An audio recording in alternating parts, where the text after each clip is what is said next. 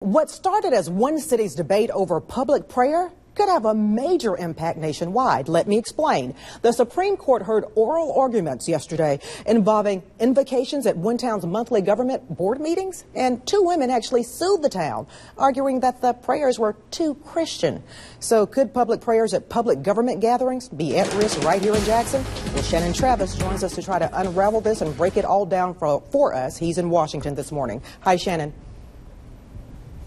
Hey there, good morning. Yeah, you're absolutely right. I mean, this is a question that's in the hands of the Supreme Court at this point. Now, we want to be clear, we're not talking about whether or not those public prayers can happen at these legislative meetings. We're talking about whether or not those public prayers are too sectarian, leaning towards one religion over another. As you mentioned, this stems from a case out of Greece, New York, which is near Rochester. The town board there basically opens their meetings with a public prayer, but the problem is two women say that those prayers over the years have been overwhelmingly Christian, people getting up and talking about Jesus and the Holy Spirit or what have you. One of the women is an atheist, the other is Jewish. They sue the city saying, you know what, it's way too Christian in nature. A lower court agreed with them. Now we have this obviously at the Supreme Court. Yesterday, as you mentioned, they heard oral arguments into this. Take a listen at supporters and opponents of what's happening in this town after the oral argument. The prayers in this case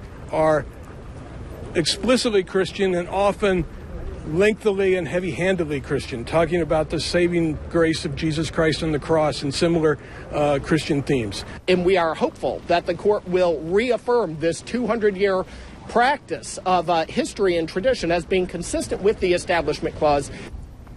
Now, the Establishment Clause is key. That's obviously the clause that bars any government endorsement of a specific religion. That's at the crux of this case. But the justices seemed very wary of trying to issue guidelines for who can pray and what kind of things they could say, whether there be some kind of prayer police to say this has been too Christian or this has been too something else. We'll have to wait and see how the justices actually decide. We could see a decision early this summer. Okay, Shannon, so this is actually focused on one city, but can this potentially impact rules for prayers in other states? I'm sure it can, right?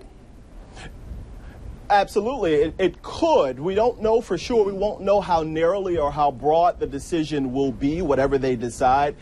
Typically, historically, on issues of government intrusion into religion, the Supreme Court has taken a case-by-case situation.